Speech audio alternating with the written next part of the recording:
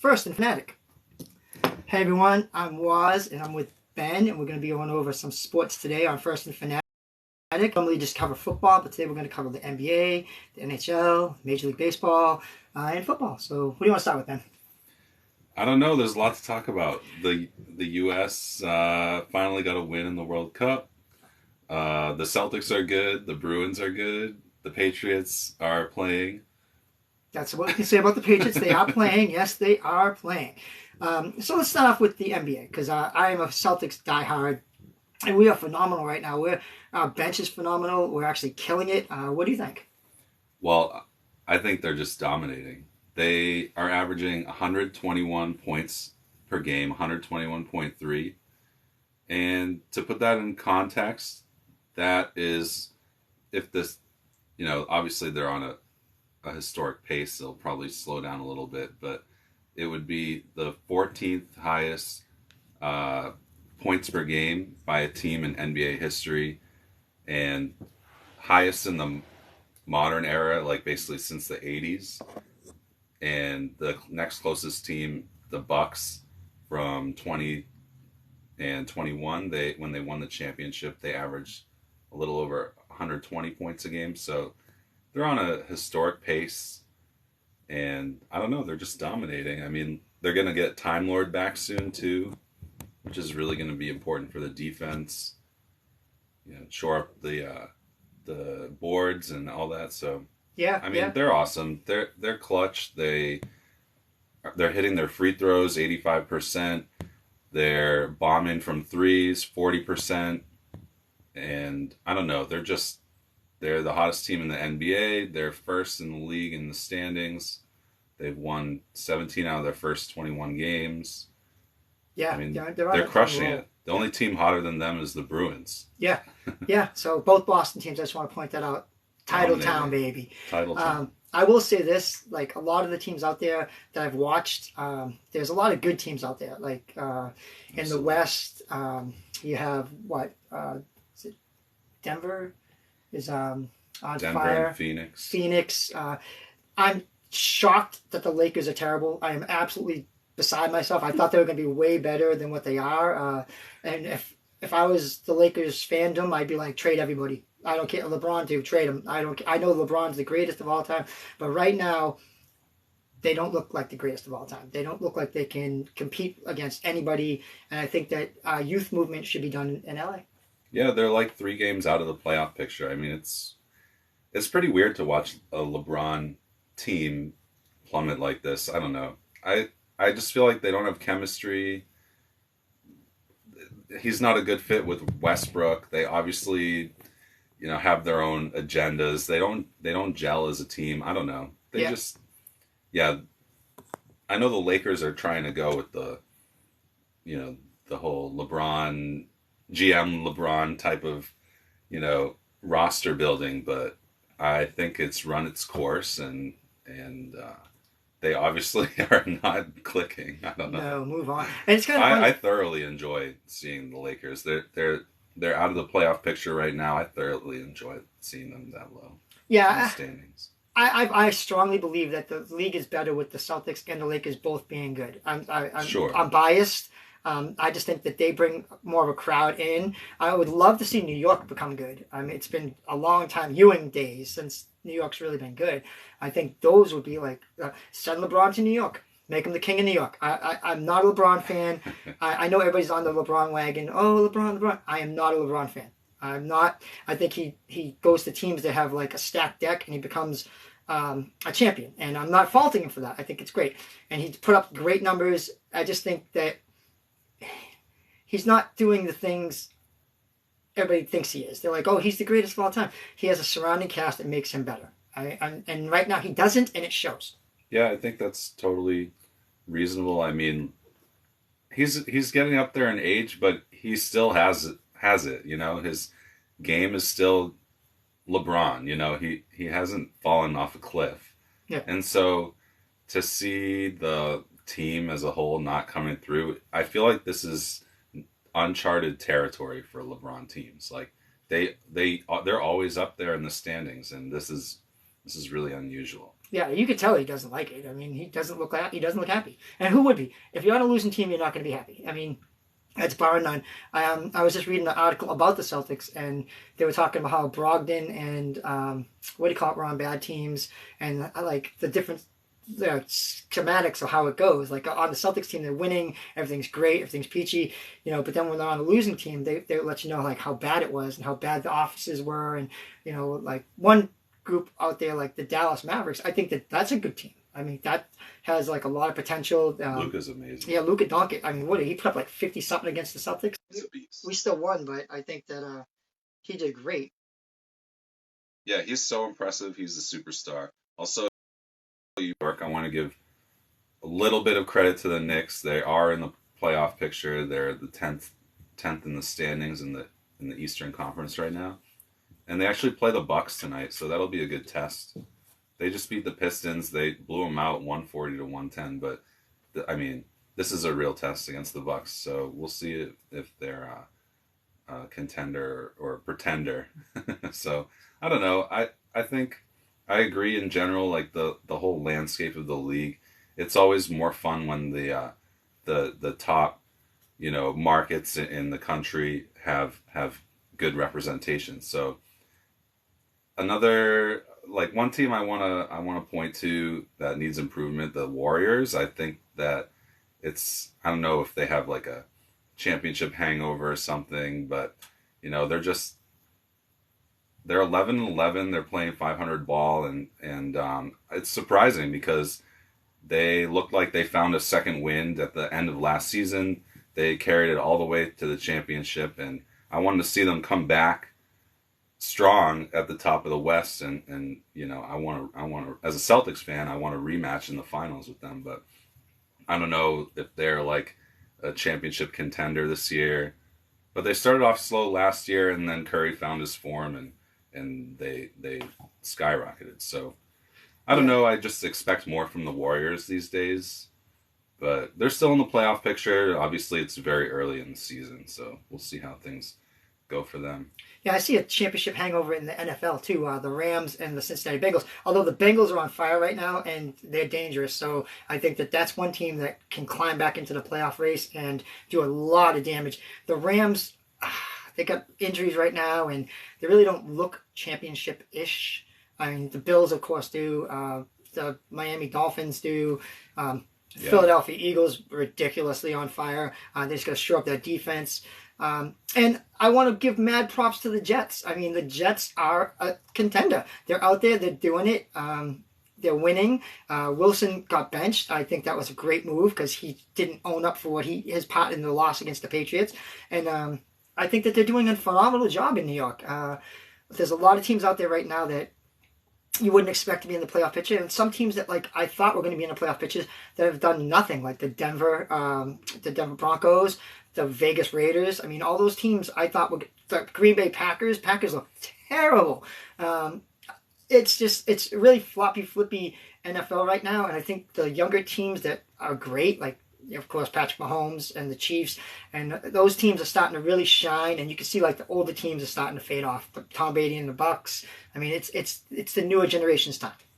sure. Well, starting with the Rams, I mean, they're just in complete shambles. Like they have no Stafford, no Cooper Cup. Uh, Going back to the offseason, Whitworth retired. That's a huge impact on their offensive line. They just can't block people. They can't run the ball. Like they need to, the fundamental McVay offense in their running game. I mean, it's just not happening. And yeah, I mean, the loss of Cooper Cup is massive. It can't be understated. Like he's literally their whole offense. He unlocks the entire game plan for the Rams. Just being able to scheme him open and move the ball down the field, score touchdowns. And then on the defensive side, I mean, they're just not holding up either. I don't know. I mean, they're just really weak. They've only won 3 games, and they're fading really hard, and they're banged up, and it's just straight up not their year. I mean, like I saw that they're the worst Super Bowl or defending champion since the 2003 Tampa Bay Bucks. So you really don't see this happen to defending champions that often. That much of a drop off. No. Sure. I will say one team that surprised me, the defense is really not that good and has given up a lot of points, is the Baltimore Ravens. Mm-hmm. I mean, you see, like, they've lost a couple of games that they were leading, and then, like, in the end, they've just lost. Everybody says, oh, it's Lamar Jackson. They're saying, oh, it's Lamar, it's on his It's really not. If you look at what the defense has given up in the fourth quarter, it's basically on the defense. And I'm not justifying Lamar Jackson, like, not being a good quarterback. He's a great quarterback. I'm saying that, like, he can't be faulted for what's going on in Baltimore. Sure. I mean, did you see the end of the last game against the Jaguars? The Ravens took the lead, and then the Jaguars go down the field. Looks like they're going to tie it up with the last second touchdown and extra point, but Doug Peterson goes for 2. They convert, and the Ravens lose the game. So, I mean, I think they're another team that's kind of, they're not in shambles like the Rams are, but they have a lot of issues with injuries.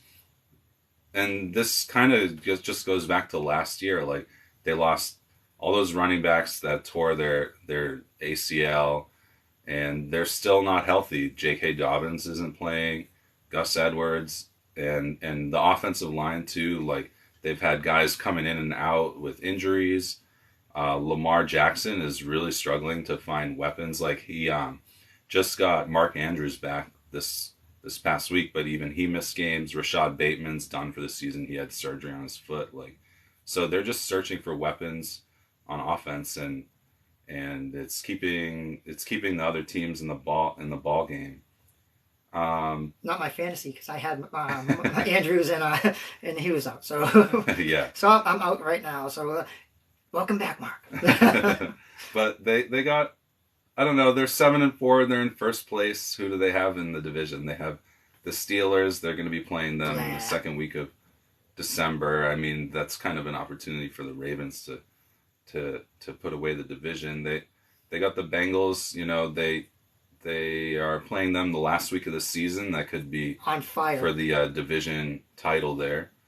The Bengals are sort of dealing with injuries of their own, but they're getting Jamar Chase back. Joe Mixon, I don't think he's supposed to miss too much time, but P. Ryan stepped in as the backup, and they're moving the ball. Is it too late for the Browns? I mean, Watson's coming. So Watson's coming back this week. I don't know what the offense is going to look like. I mean, the Browns just picked up a huge win in overtime against the Bucks. So, yeah. I mean, but they're 4-7. I don't really like their defense at all. They get gashed by running backs almost on a weekly basis. I mean, so I don't think that's really a winning formula. But I don't know. Maybe Watson will come in and change things for them. Well, I know the people. A couple of the people that accused him are going to be at that game, so it's going to be uncomfortable, I think, for him when he comes back. I mean, unless he's just like, you know what, I'm not here to play the game, and I'm not going to let the outside stuff distract me, which I would do. I mean, you're facing stuff on the outside. I don't know if you did or didn't do what you're accused of. It's not my place to judge you.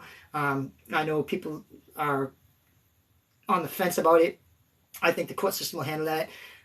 But you coming back as a player, I think, it's going to be a boost for the Cleveland Browns, or it's going to be one of those daggers that actually kill you. Yeah, I don't know really what their plan is, like, long term for the rest of the season going into next year. Like, at 4-7, they're in 13th place in the AFC, which is obviously, they're 3 games out of a playoff spot in the standings right now. They can make that up. Yeah, with 6 games left. So, I mean, it's doable, but, I mean, how big of an impact is Watson going to make? Even when he was with the Texans, they were a borderline playoff team. Yeah, but he didn't have the talent that the Browns have. I mean, the Browns are talented. The defense not. I mean, the defense gets gashed. But on offense, they have some talented receivers. They have a great running game. Mari Cooper's awesome. Nick Chubb is a beast. Yeah, so, I mean, and Watson's not afraid to run. So, I mean, they have potential. But there are a couple of teams out there. I would like to say that the AFC East and the NFC East, all the teams in those divisions are with winning records. And they are a beast of a competition in those divisions. So that's something that to look at, especially with the Washington Commanders coming on strong and the Giants kind of tapering off and Dallas all of a sudden becoming like the Dallas we thought they could be.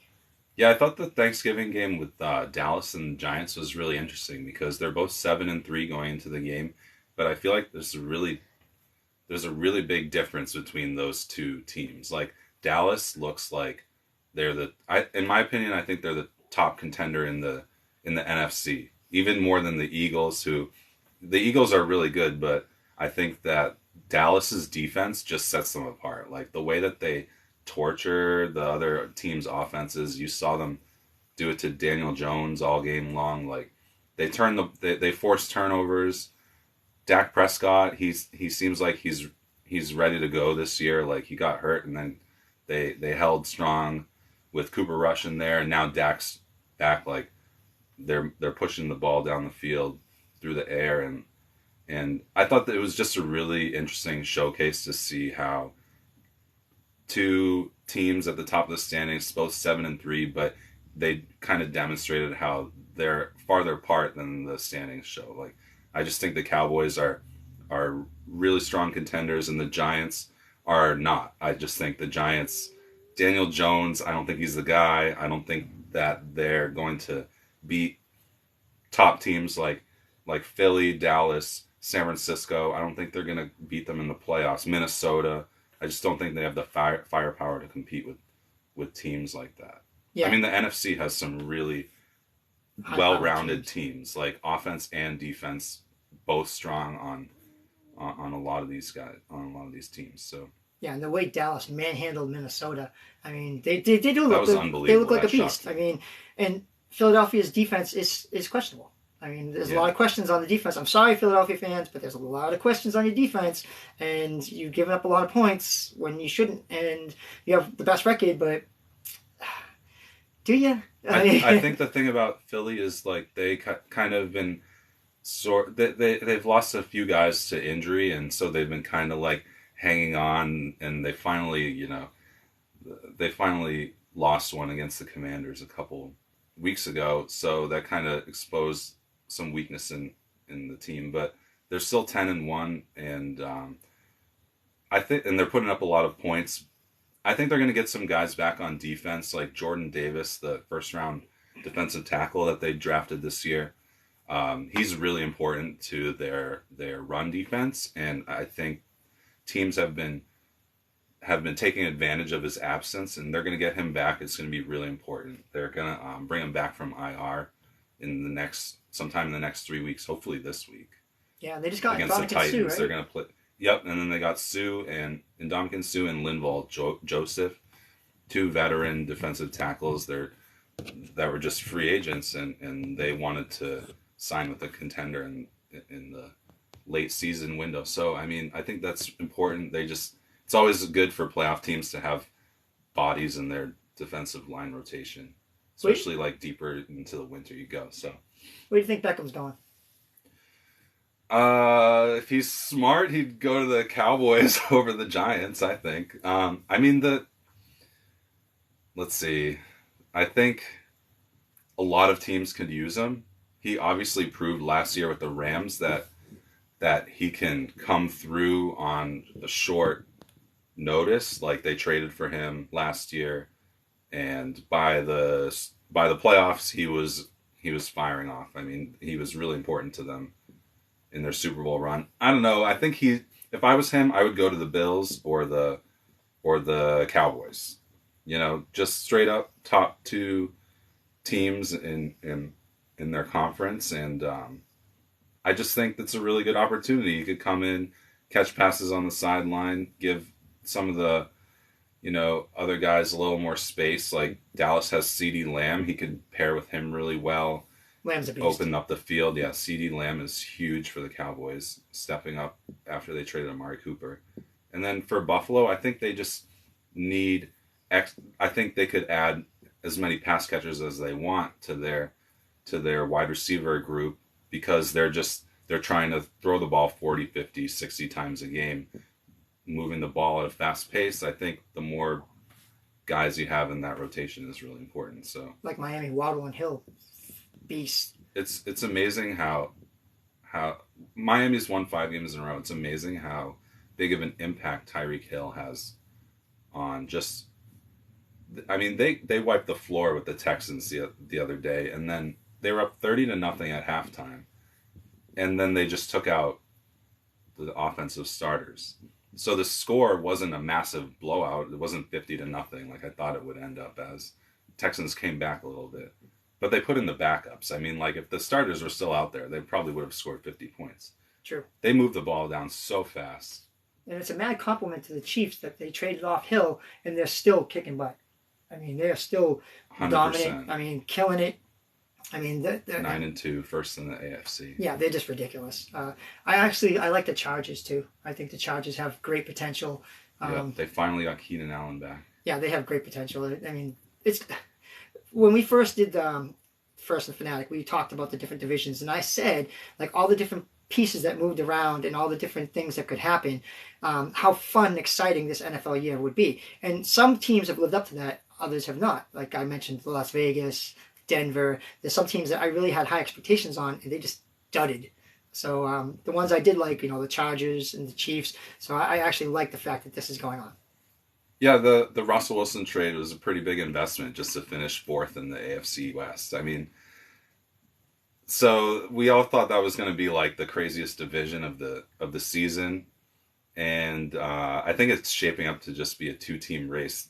Vegas, I don't know, they can put up points sometimes. They have some good players, but their defense just isn't it. I don't think that they're going to make much of a run.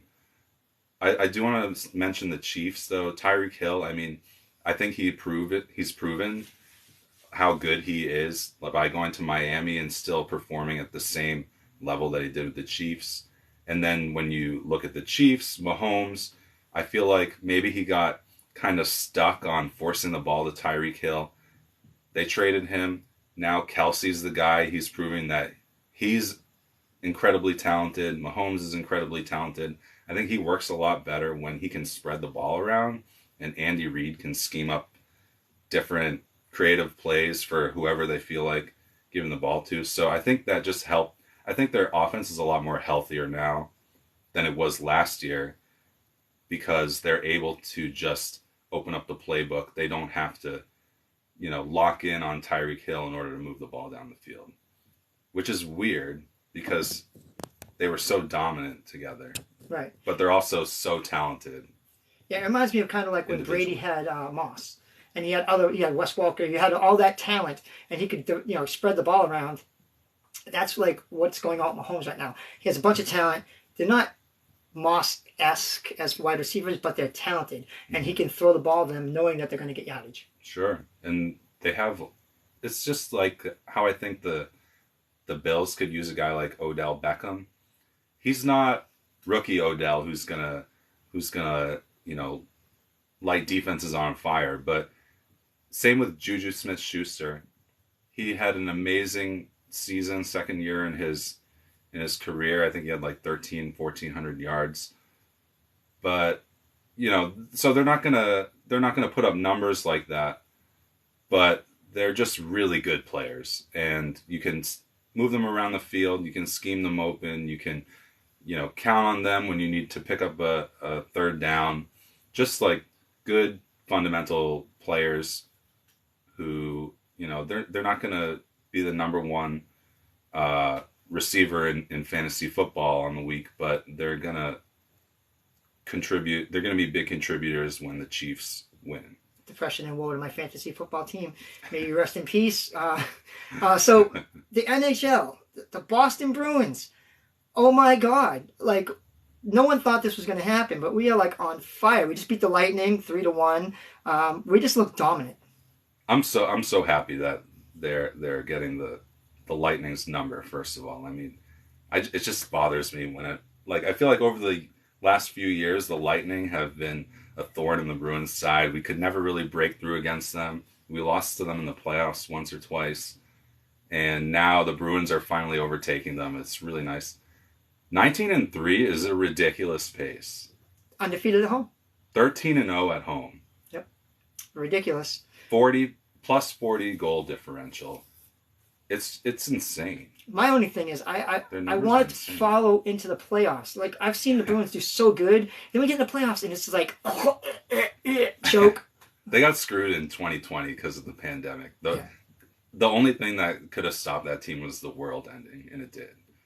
And I feel like this is a really redemption. this is a critical moment for the Bruins. Like they are Char's retired, Bergeron's getting older. They got they lost Krejci last year, and then he came back. That's like amazing.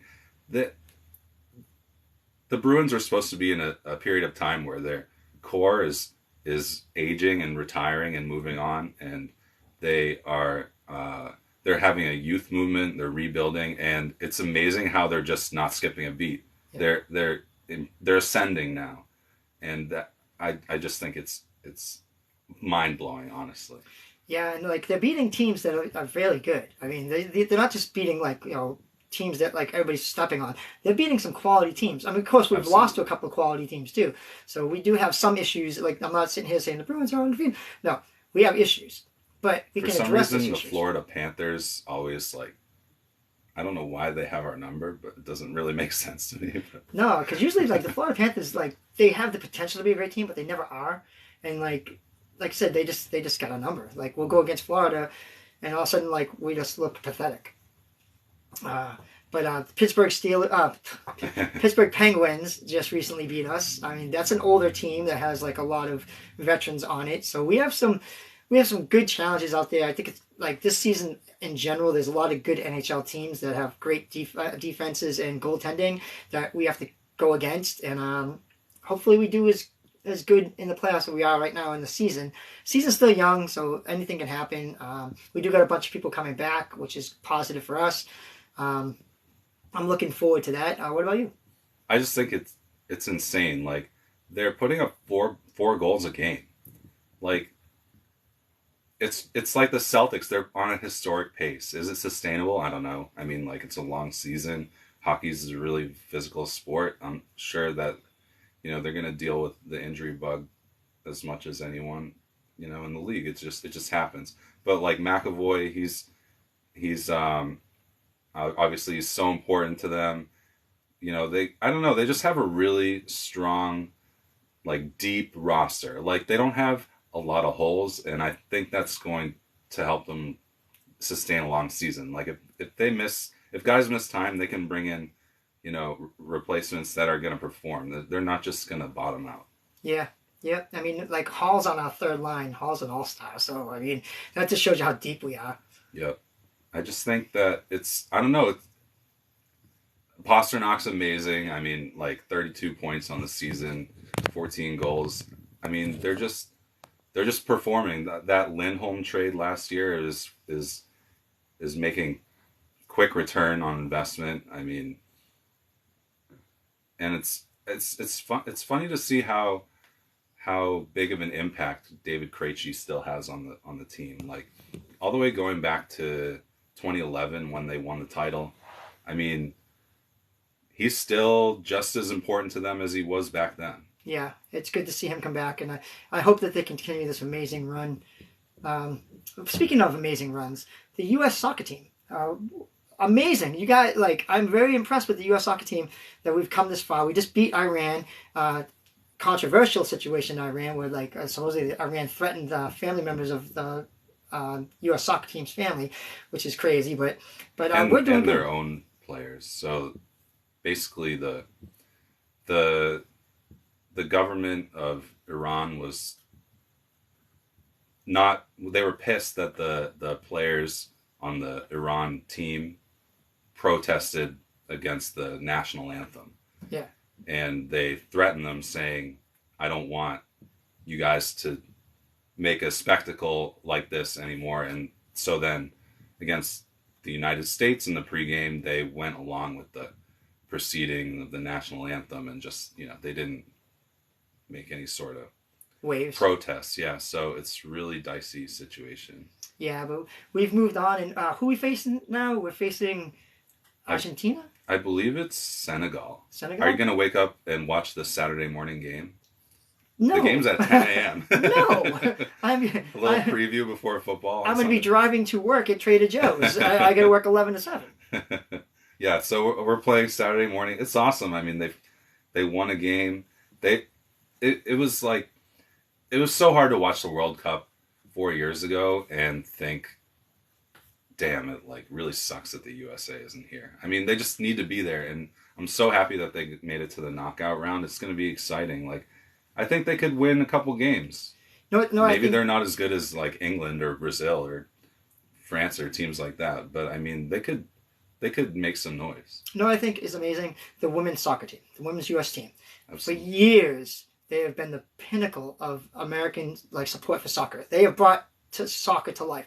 Won the last Shout two out, World Cups. shout out to the women's soccer team because without them, people wouldn't really care about soccer because the U.S. soccer team hasn't been that good.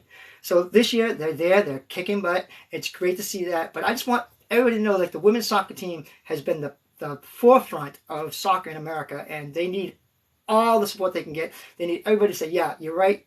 They have been the class act of the soccer world. Also, by the way, correction: the U.S. is playing Netherlands. Netherlands, okay. 10 a.m. on Saturday. I will not be watching that, people. I will be driving to work. I do not watch. I'll take notes for you. Yeah, I do not watch the early morning games of NFL when they're overseas because I sleep. I think that 1 o'clock is a good time. Well, I'm psyched. I mean, so I think Pulisic is going to be back because I read a comment that's saying he's going to be fine for the next game. But it got pretty dicey in the second half when he was injured, and they they had to play an extra 9 minutes of stoppage time, and Iran had a bunch of really close chances, but the U.S. seems to have a really strong defense. Like, the only goal that they've given up so far in the World Cup was on, I think it was a questionable foul that resulted in a penalty kick for Wales, which they converted. So the game was a 1-1 tie. But other than that moment, the U.S. hasn't given up a single goal yet. So I think that's a really good footnote to spring off of. And like, I think that if I don't know, they put on some good pressure in the first half against Iran. Like, they had some good chances. I think the U.S. still has more potential to that they can realize and like going on in the rest of the tournament. Well, we'll see because we're moving on. So, anything else you want to add to this week's episode? Let's see. Xander What Bogaerts. do you think about the Xander? Yeah, the Red Sox re-signed Xander, and I would love to see Aaron Judge ditch the Yankees. I think that would be a huge slap in the face for New York. Do you think George Steinbrenner would ever let Aaron Judge hit free agency? No, he's locked up. They're Absolutely not going to let him go. He's going to get the bank. Steinbrenner would never let it even come to this. No. So, I mean, I would love to see Judge go somewhere else and just say F you to the Yankees because, who doesn't love to say that? But, yeah, I mean, what do you think about the Bills-Pats on Thursday night? I want to have faith and hope that the Patriots will do good against the Bills. I want to. The Bills have not been dominant. The Bills have It's not at New shown. England. I still want to have faith and hope that the Patriots will do good against the Bills. Here's what I want to say about something. I grew up when the Patriots were terrible. So I watched them, and they were awful. They were called the Patsies.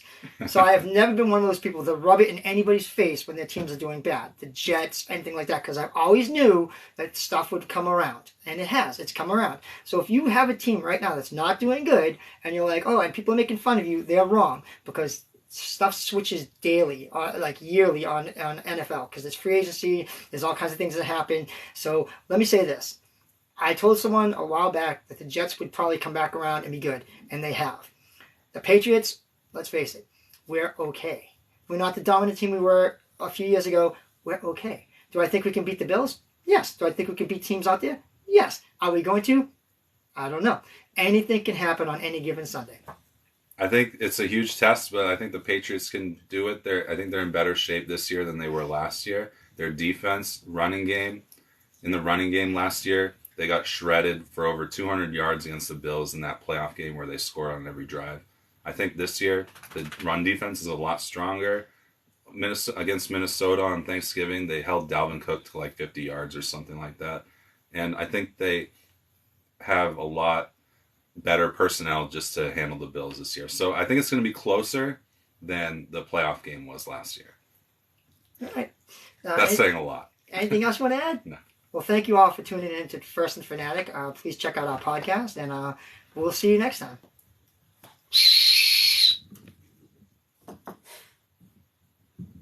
Arrivederci.